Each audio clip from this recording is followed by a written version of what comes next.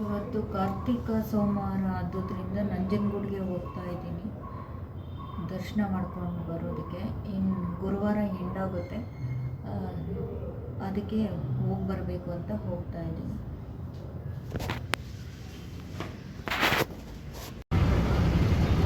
Bus ಹೋಗ್ತಾ ಇತ್ತು. ನಾನು ಬಂದು ಸ್ಯಾಟಲೈಟ್ ಹೋಗುತ್ತಾ ಅಂತ ಕೇಳಿದೆ. ಅಂದರು ಹತ್ತದೆ. ಬಸ್ಸಲ್ಲಿ ಯಾರೂ ಇರಲಿಲ್ಲ. ನಾನು ಒಬ್ಬಳೇ, ಅಂದರೆ ಬಸ್ ಹೋಗ್ತಾ ಇತ್ತು. ನಾನು ಹತ್ತಿದ ತಕ್ಷಣ ತುಂಬ ಜನ ಬಂದರು. ಕಂಡಕ್ಟ್ರಿ ಏನಮ್ಮ ನಿನ್ನ ಕಾಲ್ಗುಣ ಅಂತಾರೆ. ಎಷ್ಟು ಜನ ಬಂದರು.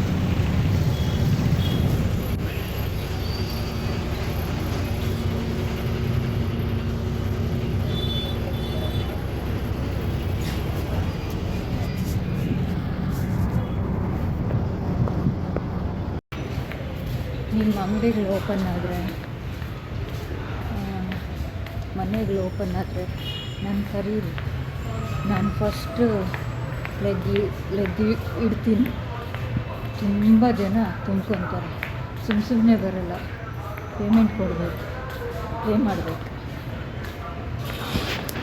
ಓಕೆ, ಈಗ ಸ್ಯಾಟಲೈಟ್ಗೆ ಬಂದು ಅಲ್ಲಿ ಬಸ್ಸು ಹತ್ತೋದಕ್ಕೆ ಹೋಗ್ತಾ ಇದ್ದೀವಿ. ಡೈರೆಕ್ಟ್ ನಂಜನಗೂಡಿಗೆ ಬಸ್ ಇದೆ ಸ್ಯಾಟಲೈಟಿಂದ. ಸಿಕ್ಕಿದ್ರೆ ಬೇಗ ಹೋಗ್ಬೋದು, 2 ಅವರ್ಸ್ಗೆಲ್ಲ. ಕೊಳ್ಳೇಗಾಲ, ಮೈಸೂರು ಎಲ್ಲ ಇಲ್ಲೇ ಇದೆ ಬಸ್ಸಲ್ಲಿ. ಆ ರೂಟ್ ಹೋಗೋ ಬಸ್ಸೆಲ್ಲ ಇಲ್ಲೇ ಬರುತ್ತೆ ಸ್ಯಾಟಲೈಟಲ್ಲಿ. ಇದು ಬಸ್ ಸ್ಟಾಪಿಗೆ ಬಂದರೆ ವಯಸ್ಸಾದವರು, ಹೆಣ್ಮಕ್ಳು ಎಲ್ಲ ರನ್ನಿಂಗ್ ರೇಸ್ ಮಾಡೋದನ್ನು ನೋಡ್ಬೋದು. ವಯಸ್ಸಾದವರು PT ಉಷಾ ಥರ ಓಡಿ ಬರ್ತಾ ಇದ್ದಾರೆ ನೋಡಿ ಇವರೆಲ್ಲ. ಇದು ಮಡಿಕೇರಿ ಕಡೆ ಹೋಗೋ ಬಸ್ಸು. ವಿರಾಜಪೇಟೆ, ಮೂರ್ನಾಡು ಇಲ್ಲಿಗೆ ಬರಬೇಕಾಗುತ್ತೆ. ಮಡಿಕೇರಿ ಕಡೆ ಬಸ್ಸುಗಳು ಬೇಕಿದೆ. ಆರಾಮವಾಗಿ ನಿದ್ರಿಸಿ. ಈಗ ನಾನು ನಿದ್ರಿಸಿ. ಇದು ಬಸ್ ಇಳಿದ್ವಿ. ಅಲ್ಲೇ ಅದೇ ದೇವಸ್ಥಾನ ಬರುತ್ತೆ. ಅಲ್ಲಿ ನದಿ ಬರುತ್ತೆ. ಕೈಕಾಲು ಮುಖ ತೊಳ್ಕೊಂಡು ದರ್ಶನಕ್ಕೆ ಹೋಗಬೇಕು. ಇವಾಗ ಕಾರ್ತಿಕ್ ಸೋಮವಾರ, ಲಾಸ್ಟ್ ಸೋಮವಾರ ಬಂದಿದೆ. ಅದಕ್ಕೆ ನಂಜನಗೂಡಿಗೆ ನಮ್ಮನೆ ದೇವರು ನಂಜುಂಡೇಶ್ವರ. ಇದನ್ನು ದಕ್ಷಿಣ ಕಾಶಿ ಎಂದು ಸಹ ಕರೀತಾರೆ. ಇಲ್ಲಿರೋದು ಶ್ರೀಕಂಠೇಶ್ವರ ದೇವಾಲಯ. ಇದು ಕಪಿಲಾ ನದಿ ಮತ್ತು ಗುಂಡಲು ನದಿ ಸಂಗಮ ಆಗಿದೆ.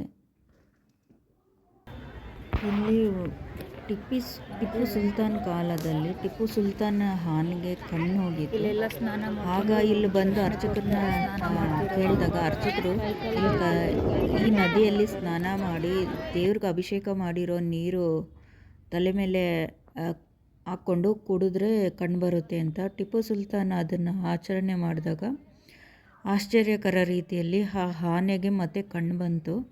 ಆವಾಗಿಂದ ಟಿಪ್ಪು ಸುಲ್ತಾನು ಈ ದೇವ್ರನ್ನ ಡಾಕ್ಟರ್ ನಂಜುಂಡೇಶ್ವರ, ವೈದ್ಯನಾಥ ನಂಜುಂಡೇಶ್ವರ ಎಂದು ಕರೀತಾ ಇದ್ದರು. ಇಲ್ಲಿ ಕಾಣಿಸ್ತಾ ಇರೋ ಈ ಕೆತ್ತನೆ ಎಲ್ಲ ಹಂಪಿ ಮತ್ತು ವಿಜಯನಗರ ಕಾಲದಲ್ಲಿ ಮಾಡಲಾಗಿದೆ ಅಂತ ಹೇಳಲಾಗಿದೆ. ಇಲ್ಲಿ ವರ್ಷಕ್ಕೆ 2 ಸತಿ ಜಾತ್ರೆ ಮಾಡ್ತಾರೆ. ಅಕ್ಟೋಬರ್, ನವಂಬರಲ್ಲಿ 3 ರಥದ ಜಾತ್ರೆ, ಮಾರ್ಚ್, ಏಪ್ರಿಲಲ್ಲಿ ಪಂಚರಥ ಜಾತ್ರೆ.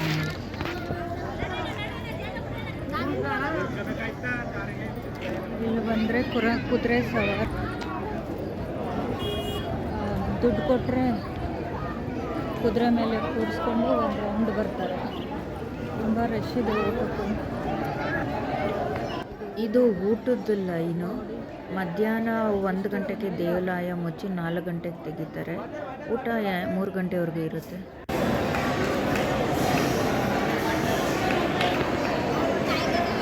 ತುಂಬ ದೊಡ್ಡದು ಊಟದ.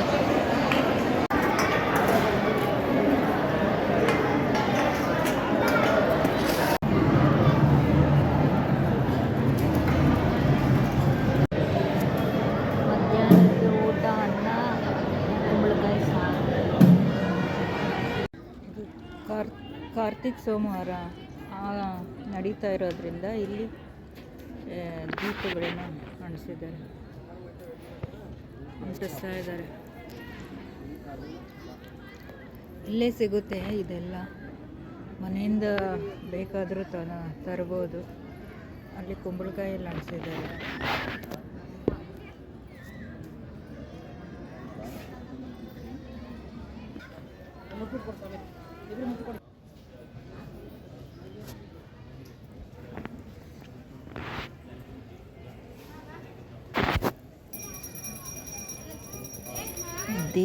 ದೇವತೆಗಳು ಮತ್ತು ರಾಕ್ಷಸರ ನಡುವೆ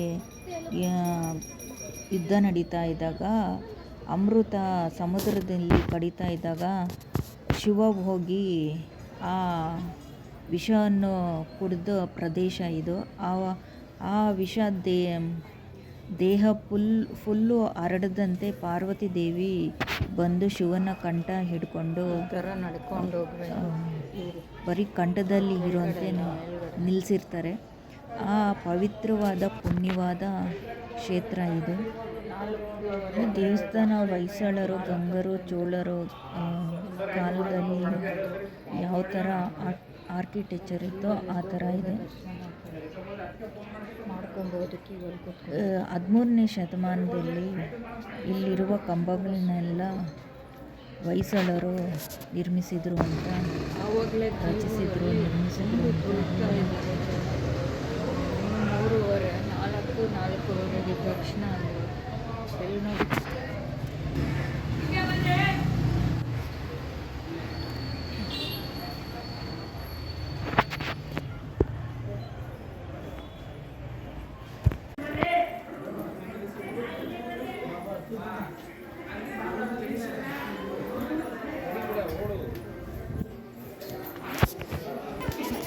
ಇಲ್ಲಿ 200ಕ್ಕೂ ಹೆಚ್ಚು ಲಿಂಗಗಳಿವೆ, ಬೇರೆ ಬೇರೆ ಕಾಲದಲ್ಲಿ ಸ್ಥಾಪಿಸಲಾಗಿದೆ. ಇಲ್ಲಿ ನಾರಾಯಣ ಮತ್ತು ಪಾರ್ವತಿ ದೇವಾಲಯದಲ್ಲಿರುವ ವಿಗ್ರಹಗಳು 13ನೇ ಶತಮಾನದಲ್ಲಿ ಸ್ಥಾಪಿಸಿರೋದು. ಇಲ್ಲಿರೋ ವಿಗ್ರಹಗಳನ್ನ ಆವಾಗ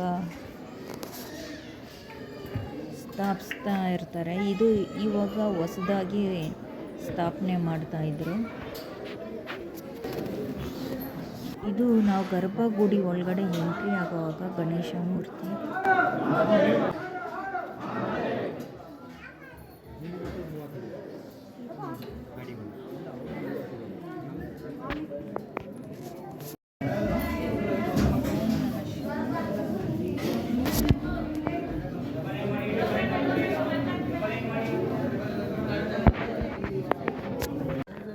ಇದು ಪಾರ್ವತಿ ದೇವಿ, ದರ್ಶನ ಮಾಡ್ಕೊಳ್ಳಿ.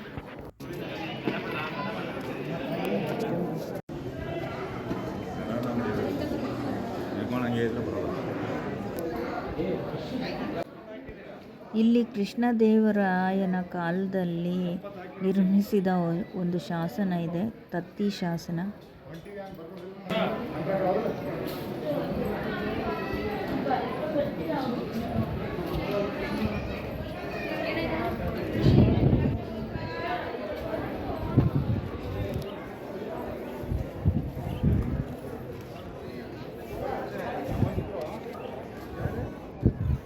ದೇವಾಲಯದ ಮೇಲ್ಭಾಗದಲ್ಲೆಲ್ಲ ಶಿವನ ಮತ್ತು ಪಾರ್ವತಿ ದೇವಿಯ ವಿವಿಧ ಅವತಾರಗಳನ್ನು ಕೆತ್ತಲಾಗಿದೆ. ನೀವು ಬೇಕಾದರೆ ಸೋಮವಾರ ಮತ್ತು ಹುಣ್ಣಿಮೆ ದಿನ ಹೋದರೆ ಅಲ್ಲಿ ವಿಶೇಷವಾದ ಪೂಜೆಗಳನ್ನ ನಡೆಸ್ತಾ ಇರ್ತಾರೆ. ಈ ದೇವಸ್ಥಾನ ದ್ರಾವಿಡ ಶೈಲಿಯಲ್ಲಿದೆ. 147 ಕಂಬಗಳಿಂದ ಕೂಡಿದೆ. ಕರ್ನಾಟಕದಲ್ಲೇ ಅತಿ ದೊಡ್ಡದಾದ ದೇವಾಲಯ ಇದು. ಒಳಗಿರುವ ಶಿವನ ವಿಗ್ರಹವನ್ನು 10 ಮತ್ತು 11ನೇ ಶತಮಾನದಲ್ಲಿ ಗಂಗರು, ಚೋಳರು ಸ್ಥಾಪನೆ ಮಾಡಲಾಗಿದೆ ಅಂತ ಹೇಳ್ತಾ ಇದ್ರು. ಗರ್ಭಗುಡಿಯಲ್ಲಿರೋ ಶಿವನ ದೇವರನ್ನು ಟೈಮ್ ಬಂದಾಗ 3 ಗಂಟೆವರೆಗೂ ತೆಗೆದಿದ್ರು. ಇವಾಗೆಲ್ಲ ಹೊಸ್ದಾಗಿ ರೂಲ್ಸ್ ಮಾಡಿಬಿಟ್ಟಿದ್ದಾರೆ. 1 ಗಂಟೆಗೆ ಮುಚ್ಚಿಬಿಟ್ಟು ಮತ್ತೆ 4 ಗಂಟೆಗೆ ತೆಗಿತಾ ಇದ್ದಾರೆ. ಇಲ್ಲಿರುವ ದೇವರು ವಿಷ ಕುಡಿದಿರೋದ್ರಿಂದ ನೀಲಿ ಬಣ್ಣದಲ್ಲಿರೋದ್ರಿಂದ ಇಲ್ಲಿನ ವಿಗ್ರಹನೂ ನೀಲಿ ಬಣ್ಣದಲ್ಲಿ ಸ್ಥಾಪಿಸಲಾಗಿದೆ. ಆ ವಿಗ್ರಹ ಯಾವಾಗಲೇ ಆಗಲಿ ಮನೆ ದೇವರಿಗೆ ವರ್ಷಕ್ಕೊಮ್ಮೆನಾದರೂ ಹೋಗಿ ಬರಬೇಕಾಗುತ್ತೆ. ರಾತ್ರಿ 9:45 ಆಗಿದೆ. ಬಸ್ಸು ನಮ್ಮೂರ ಕಡೆ ಸಿಕ್ಕಿದೆ, ಹೋಗ್ತಾನೆ.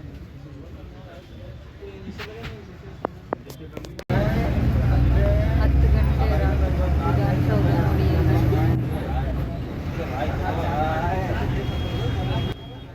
ನಮ್ಮ ವಿಧಾನಸೌಧ ರಾತ್ರಿ ಹೊತ್ತಲ್ಲಿ ತುಂಬ ಚೆನ್ನಾಗಿ ಕಾಣಿಸುತ್ತೆ. ಬರೀ ಲೈಟ್ಗಳೇ ಇರುತ್ತೆ, ತುಂಬ ಲೈಟ್ಸ್ ಇರುತ್ತೆ. ನೋಡಿ ಹೇಗಿದೆ.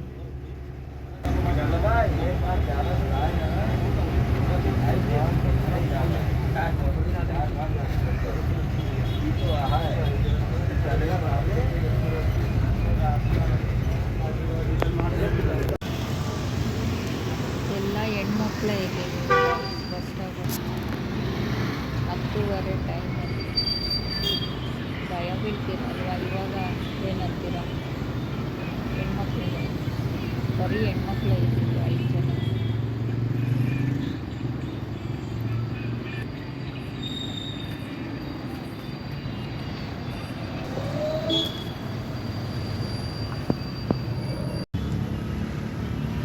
ಎಲ್ಲರೂ ಡ್ಯೂಟಿ ಮುಗಿಸ್ಕೊಂಡು ಬಂದಿದ್ದಾರೆ.